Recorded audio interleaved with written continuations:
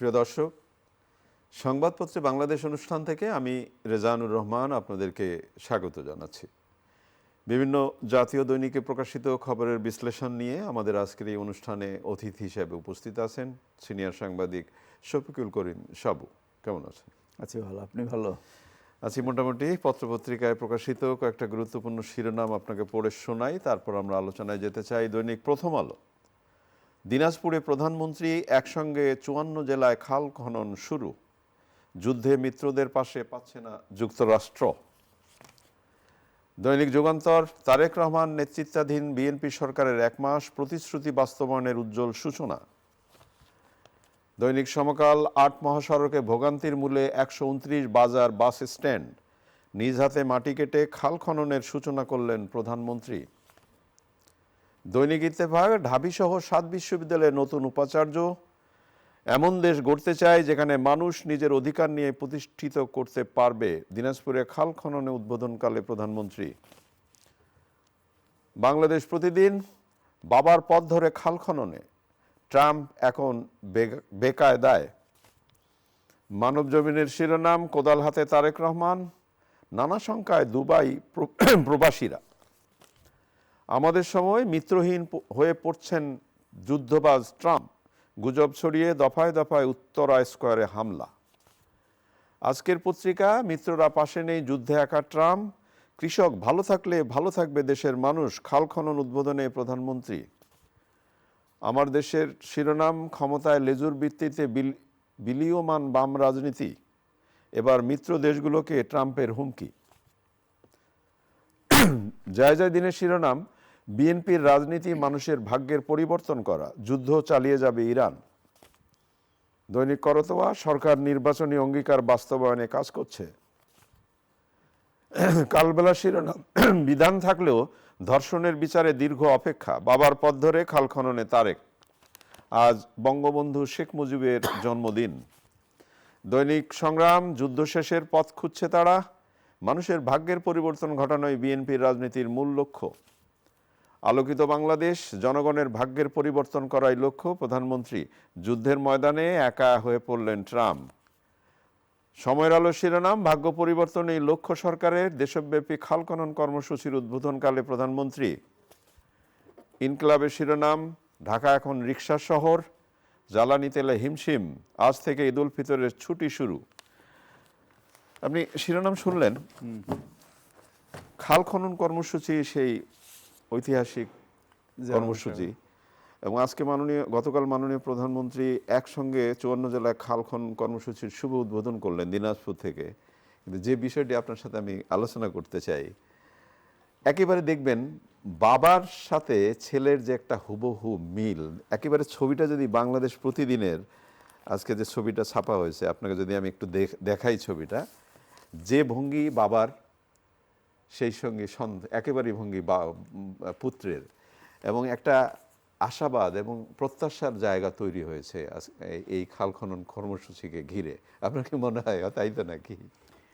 না, আমার কাছে একটা জিনিস খুবই ভালো লাগে, সেটা হচ্ছে যে ভালো লাগছে এখন পর্যন্ত। জি জি জি। শেষ পর্যন্ত কি হয় যায় না, মাত্র তো 1 মাস, যেটা আপনি বললেন। না, যে 1 মাসের কথা আপনি বললেন, 1 মাসে যেটা হয় অতীতকালে আমরা দেখছি, আর মোড়া ভাঙতেই লাগে 1 মাস 2 মাস 3 মাস, তারপরে চিন্তা করে আচ্ছা দেখি না কি করা যেতে পারে।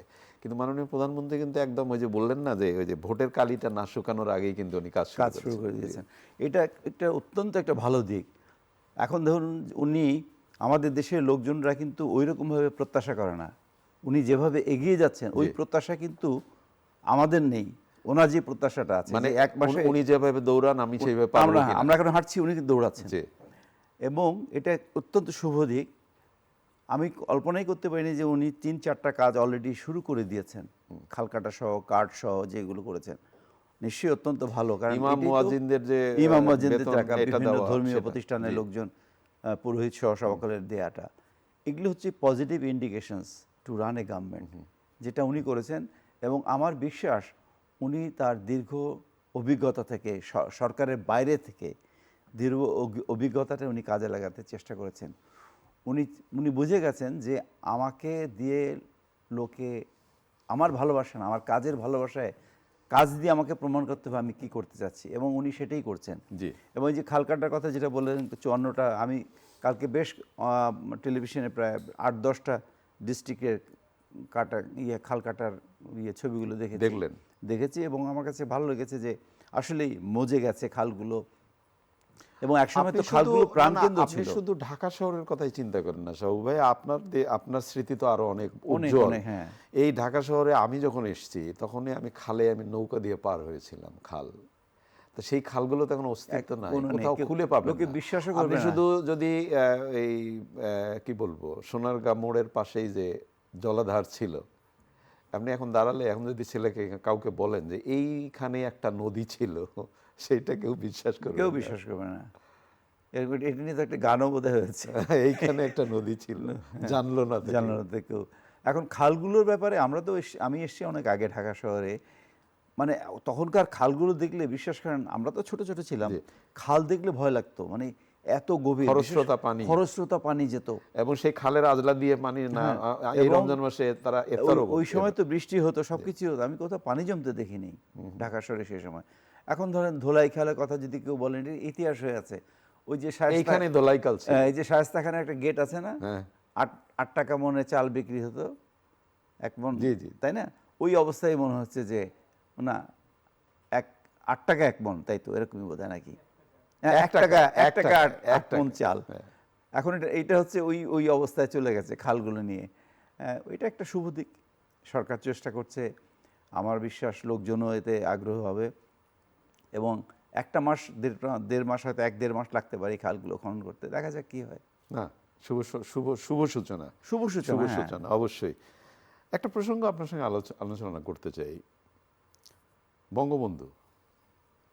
মানে আমরা যেটা জনগণ বোধ করি, এটা প্রত্যাশা করে যার যার যেখানে যে অবস্থান, সেই অবস্থানটাকে দেওয়া উচিত এবং স্যালুটও করা উচিত। বিগত সরকারের আমলে বঙ্গবন্ধুর জন্মদিন বা বঙ্গবন্ধুকে ঘিরে যতটা হয়েছিল, অনেকেই বলছিল এটা একটা বেশি অতিরঞ্জিত। সেটাকেও যদি বলে অতিরঞ্জিত ভালো, কিন্তু আজকে তার জন্মদিনে কোনো কোনো পত্রিকায় 2-1টা হয়তো সামনের পেজে নিউজ করেছে, বা ওইভাবে খবর নেই কেন? এটা হচ্ছে কি, আমার কাছে মনে হয় যেন সেলফ সেন্সরশিপ, তাই সেটাই মনে হচ্ছে যে এই সরকার কি মনে করবে না করবে। কিন্তু এই সরকারের যে প্রথম যে ঘোষণাটা আছে, আপনি দেখেন বড় বড় যারা মন্ত্রী আছেন তারা কিন্তু একটা ঘোষণা দিয়েছেন। এই মুক্তি যোদ্ধা বিষয়ক যে মন্ত্রী আজম সাহেব, উনি বলেছেন, স্বয়ং প্রধানমন্ত্রী বলেছেন, তারপরে স্বরাষ্ট্রমন্ত্রী সালাউদ্দিন সাহেব বলেছেন যে 71-এর স্বাধীনতা হচ্ছে আমাদের মূল ভিত্তি, শেকড়, এবং সেটাই যদি মূল ভিত্তি হয় তাহলে তো বঙ্গবন্ধু আসবেই। তারা তো বঙ্গবন্ধুকে বাদ দিয়ে কোনো কিছু করবে না। বঙ্গবন্ধু আসবে, শহীদ প্রেসিডেন্ট জিয়াউর রহমান আসবে, এরা ইতিহাসের অবধারিত অংশ, এবং এগুলোকে এবং একই সাথে হোসেন শহীদ সোহরাওয়ার্দী, মৌলানা ভাসানী, অন্যান্য যে এদেরকে বাদ দিয়ে তাদেরকে তো আমাদের স্যালুট করতে হবে, কথা বলতে হবে। নিশ্চয়ই তাদেরকে করতে হবে। পরবর্তীতে যারা রাজনীতিতে ছিলেন তাদের কথা স্মরণ করতে হবে। মানে আপনি একটা ভ্যাকুয়াম থেকে তো কোনো কিছু হয় নাই, ভয়েড থেকে কোনো কিছু তৈরি হয়নি, একটা ছিল বঙ্গবন্ধু 7ই মার্চের ভাষণ, আপনি অস্বীকার করবেন? করতে পারবে না। এবং আমার বিশ্বাস এই সরকার এই ব্যাপারে কোনো কিছু বলছে না, কিন্তু আমরা একটা সেলফ সেন্সরশিপে আমরা এগুলো করছি না। আপনি যেটা বলেছেন যে আমি নিজে একটু হয়ে গেছিলাম, মানে হতাশ হয়ে গেছিলাম বিগত সরকারের সময়, যে এত বেশি কেন বঙ্গবন্ধুকে আমরা, মানে অনেকে বলেন না যে লেবু তিতা হয়ে যায়, বঙ্গবন্ধুকে আমরা পচিয়ে যার ফেলেছিলাম। যেখানে যে অবস্থান। একই সাথে আবার বলবো যে ও ঠিক ওই সময়ের, যে সময়ের কথা আমরা বলছি, সেই সময় বঙ্গবন্ধুকে ছাড়া আবার অন্য কোনো নেতাকে আমরা সেইভাবে স্বীকার করার, জিয়া রহমানকে তার যে জায়গাটা মানে স্বীকার করা বা তাকে সেই সম্মানটা দেওয়া, সেটাও আমরা করি নাই বা দেখি নাই। এখন যদি আবার সেই রিভার্স জিনিসটাও হয়, তাহলে তো প্রশ্নটা আসে যে কি দাঁড়ালো তাহলে। হ্যাঁ, না সেটা হয়তো হবে না। আমার বিশ্বাস যে তারেক রহমান সাহেবের যে সরকার সেটা করবে না, কারণ ওই যে বললাম, যেটা যার স্থান সেইটাকে দিতে হবে। অবশ্যই বিগত সরকারের আমলে এটা ঠিকমতো দেওয়া হয়নি। অনেক ধন্যবাদ আপনাকে।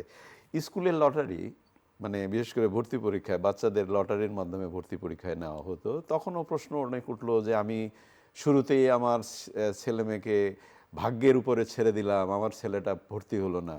এখন আবার যখন শিক্ষামন্ত্রী ঘোষণা দিলেন যে লটারি না, এখন ভর্তি পরীক্ষা হবে ভর্তি পরীক্ষা দিয়ে, মানে পরীক্ষা দিয়ে ভর্তি হবে আর কি। তখন আবার প্রশ্ন উঠলো, আজকে পত্রপত্রিকার লেখা হয়েছে যে এতে আরো সংকট এই জন্য বাড়বে যে আমরা শুরুতেই একজন শিশুর উপর মানসিক চাপটা বাড়িয়ে দিব এবং একই সাথে ওই ভর্তি কোচিং বাণিজ্য আবার শুরু হয়ে যাবে। তাহলে আপনি কোন দিকে যাবেন? এটাই মুশকিল। প্রথম এবার সংসদের প্রথমের পরে যে প্রথম যেটা বসলো, প্রথম দিন না পরের দিন, পরের যেটা দিন বসলো, হাসনাত সেখানে আব্দুল্লাহ। হাসনাত আব্দুল্লাহ এই কথাটা বলেছে যে এটা কি, এটার উপরেই তো উনি ডিসিশন নিলেন। এখন কথা হচ্ছে কি যে অনেকে বলেন হাসনাত আব্দুল্লাহ সাহেব তিনি একটা কোচিং সেন্টার চালান এবং তাই নাকি? কোচিং সেন্টারে উনি বক্তৃতা দেন বা বা কিছু ছিলেন। উনি তো নিজেই বলেছেন যে আমি ওখান থেকে ইনকাম করি, উনি যখন প্রথমে যেটা বলেছে। এবং উনি কিন্তু খুব একজন ভালো শিক্ষক। হাসনাত আব্দুল্লাহ যেই প্রতিষ্ঠানের সাথে যুক্ত, ওখানে উনি কিন্তু ভালো একজন শিক্ষক। তো উনি এই জিনিসটা বলেছেন, যেহেতু ওনার একটা শিক্ষকতার ব্যাকগ্রাউন্ড আছে সেখান থেকে বলেছেন। এখন মনে করুন দুটোই কিন্তু, আমি যদি আপনি চিন্তা করেন যে একটা কোমলমতি শিশু এক ক্লাস 1-এ ভর্তি হবে, সে তার বয়স 5 বছর বা 6 বছর বয়স, সে পরীক্ষা কি বুঝবে? ভর্তি পরীক্ষা দিতে হবে, হ্যাঁ, সে পরীক্ষার এরপর? কি বুঝবে, তাই না? তার উপর একটা মানসিক একটা চাপ সৃষ্টি করা। সে তো জানেই না পরীক্ষা কি। ইউ থিঙ্ক অ্যাবাউট ইয়োরসেলফ যে আপনি যখন ক্লাস 1-এ ভর্তি হন স্কুলে, হ্যাঁ, আপনার বাবা যে দিয়ে আসলো, হেডমাস্টার হাতে বা ধরে, হাতে করে দিল, হেডমাস্টার ছেলেটারে দেখেন, এইভাবে আবার মাপলো হ্যাঁ, হাতে করে। ছেলেটাকে আপনি একটু দেখেন, এই তো ছিল। তাতে কিন্তু ছেলেপেলেরা কেউ খারাপ হয়নি। আজকে সমাজে যে ছেলেগুলো সব বড় বড় জায়গায় ছিল, তারা কিন্তু ওইরকমভাবে স্কুলে পড়াশোনা করে এসে উপরে এসছে। এখন আমরা যেটা বলেছে যে আমরা কি কোচিং সেন্টারগুলোকে প্রাধান্য দান করছি, আমার মনে হয় যে মাননীয় শিক্ষামন্ত্রী এ ব্যাপারে একটু ভাববেন। যেটাই করি আমরা আমাদের কোমলমতি শিক্ষার্থীদের উপর যেন মানসিক চাপ না পড়ে, এইটা খুব জরুরি ব্যাপার। আজকে আরো কয়েকটি গুরুত্বপূর্ণ খবর আছে, যেমন 7টি বিশ্ববিদ্যালয়ের ভিসি নিযুক্ত হয়েছে একযোগে, এবং এটা অনেক বড় ঘটনা। এখন অনেক পত্রিকায় লেখা হচ্ছে, যেমন ধরেন দৈনিক প্রথম আলোর শিরোনামটাই যদি শোনাই, পুরনো ধারায় দলের অনুগত শিক্ষকদের উপাচার্য নিয়োগ। এখন আমার প্রশ্ন হচ্ছে, সাদা চোখে যদি আমরা দেখি যে আগের সরকারে তাদের দলীয় মনোভাব যাদের ছিল তাদেরকে ভিসি বানানো হতো, এখন যদি আবার যদি রিভার্স হলো যে বিএমডি পন্থী যারা তাদেরকে উপাচার্য বানানো হচ্ছে, তা আপনার কি মনে হয় আমরা যাবো কোন দিকে? এখন কি এই যে 7 জন উপাচার্য নিরপেক্ষ বলতে কি বুঝাই আমরা? নিরপেক্ষ বলে কোনো কিছু নেই এখন, নিরপেক্ষ নেই। এই যে নিরপেক্ষ সরকার যেটা ছিল কিছুদিন আগে, যেটা চিফ যিনি ছিলেন, উনি কাউকে ভোট দেননি, উনি তো কাউকে ভোট দিয়েছেন।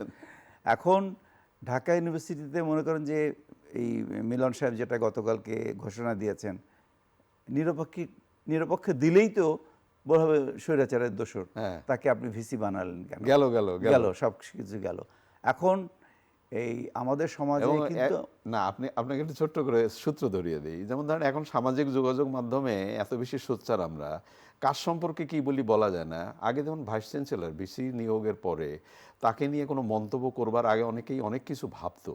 আজকে ঢাকা বিশ্ববিদ্যালয়ের ভিসি যিনি নিয়োগ হয়েছেন, তার সম্পর্কে একজন তার সামাজিক যোগাযোগ মাধ্যমে স্ট্যাটাস দিয়েছেন, লাগারে লাগা ধান লাগা এই ভদ্রলোক ভিসি হলেন কেন ভাই? এই ধরনের স্ট্যাটাসই বা কেন? সেটা তো যিনি স্ট্যাটাস দিয়েছেন উনি বলতে পারবেন, কিন্তু সরকারের পক্ষে কি আছে? সরকার তো সবসময় আমরা যেটা দেখেছি, আমি তো ধরুন গত 40 বা 50 বছরের রাজনীতি তো দেখেছি, এবং সেখানে কিন্তু আমি কোনো সময় বাইরের খুব কম লোককে দেখেছি যাদেরকে ভিসি করা হয়েছে সরকারের মানে চিন্তা চেতনার বাইরের লোককে করা হয়েছে বলে আমার মনে হয়। কাজে এই সরকারও সেটাই করেছে, কিন্তু দেখতে হবে যে এটা ওনারা ঠিকমতো ডেলিভারি করেন কি না। ওনারা যদি ঠিকমতো তাদের কাজগুলো করেন তাহলে তো কোনো সমস্যা হবে না। আমার বিশ্বাস তারা নিরপেক্ষভাবে কাজ করবে। ওয়ান্স দে বিকেম দি কি বলে আপনার ভিসি হয়ে গেছেন, উনি এখন কারো দলের না। যেমন স্পিকার সাহেব সেদিন উনি তার পার্টির পদ থেকে সব কিছু থেকে উনি সরে গেছেন, তার মানে উনি speaker of the national assembly, সারা দেশের মানুষের উনি স্পিকার। উনি আর একেবারে শেষের দিকে যাই, ট্রাম্প নাকি বিপদে পড়েছেন, আমার পত্রপত্রিকার শিরোনাম। এই ভদ্রলোক বিপদেও পড়তে পারেন? ট্রাম্পের কথা বলার পরে আমি একটু হাসলাম, আপনি খেয়াল করে দেখেছেন। আমি এই ভদ্রলোককে প্রেডিক্ট করতে পারি না উনি কি আসলে, মানে উনি আমেরিকার প্রেসিডেন্ট, এটাই আমার কাছে অনেক সময় বিশ্বাস হয় না যে আমেরিকার জনগণ কি এত পাগল, এরকম একটা লোককে তারা প্রেসিডেন্ট বানালো। যে সকালে এক কথা, বিকেলে এক কথা, রাতে এক কথা বলে, এটা একটা আশ্চর্যজনক। এখন উনি চাচ্ছেন ওনার মিত্ররা দূরে সরে যাচ্ছে। মিত্ররা তো ওনার মতো পাগল না। না, যেমন উনি উনি কোন একটি দেশকে বলেছেন আপনি হরমুজ প্রণালী নিয়ন্ত্রণে নেন, ওইটার দেখভাল করেন। কেন আমি করব ভাই? এটা উনি বলার কে এটা? হ্যাঁ। হ্যাঁ, এখন কেউ যদি বলে আপনারা হোয়াইট হাউসটাকে ইয়ে করেন, কি বলে, কিংবা পোটোমক রিভার যেটা আছে ওয়াশিংটন ডিসিতে, সেটার নিয়ন্ত্রণ নেন, এগুলি বলার কোনো মানে হয় না। উনি যেগুলো বলছেন আসলে মনে হয় উনি দিশাহারা হয়ে গেছেন। উনি ভেবেছিলেন যে ইরানকে যেভাবে ওনারা তো প্রাথমিক যেটা অবস্থা ছিল, আপনার সাথে আমার আলাপও হয়েছে এখানে, জি। যে রেজিম চেঞ্জ, কিন্তু রেজিম চেঞ্জ করে কোনো লাভ হলো না। এক এক মার্কিন জেনারেল বোধহয় উনি সম্ভবত বলেছেন, যেদিন খামেনি মারা গেলেন, উনি বলেছেন যে আমেরিকার পরাজয় সেখানেই হয়ে গেল যখন খামেনি মারা গেলেন, কারণ ওখানে আরও 1000টা খামেনি হতে পারে। রেজিম চেঞ্জ করে আমেরিকার কী লাভটা হবে? একেবারে শেষ দিকে যাই। এই যে বাড়ি ফিরছে, আগে তো বাড়ি ফেরা মানে যুদ্ধ ছিল, এখন বোধহয় একটু পরিস্থিতি এবার ভালো। একটু সহজ মনে হলো। একটু ভালো। কালকে দেখেছি সড়ক মন্ত্রী, সড়ক ও সেতু মন্ত্রী বিভিন্ন জায়গায় গেছেন, রেল স্টেশনে গেছেন, বাস স্ট্যান্ডে গেছেন, এবং বাস ভাড়াও নাকি বাড়ছে না। কে বলছে? উনি- পত্রপত্রিকাতে অলরেডি সেই এসেছে যে বাড়তি ভাড়া, আমাদের যে খাসলত, সেই খাসলতটা কিন্তু আমরা দিচ্ছি। আচ্ছা, উনি অবশ্য ওনার বক্তৃতায় যেটা শুনলাম হচ্ছে না। এখন ওই যেটা আপনি বললেন খাসলত যায় না মোলে, একটা শব্দ আছে না, মারা গেলেও সেই খাসলত যাবে না। তো আমাদের চেষ্টা চালাতে হবে, আমাদের মনের মধ্যে, আমাদের মধ্যে যদি ভালো জিনিসগুলো আসে, যে মনে রাখতে হবে যারা আজকে বাসের ভাড়া বাড়িয়ে দিয়ে মুনাফা করতে চায়। মুনাফা করছে, তারাও কিন্তু একদিন বাস যাত্রী ছিল। ওই যে খাল করে সেই খালে পড়ে যায়। অনেক অনেক অনেক ধন্যবাদ আপনাকে। প্রিয় দর্শক, ভালো থাকবেন। আগামীকাল নিশ্চয়ই এই সময় আবারও কথা হবে। খোদা হাফেজ।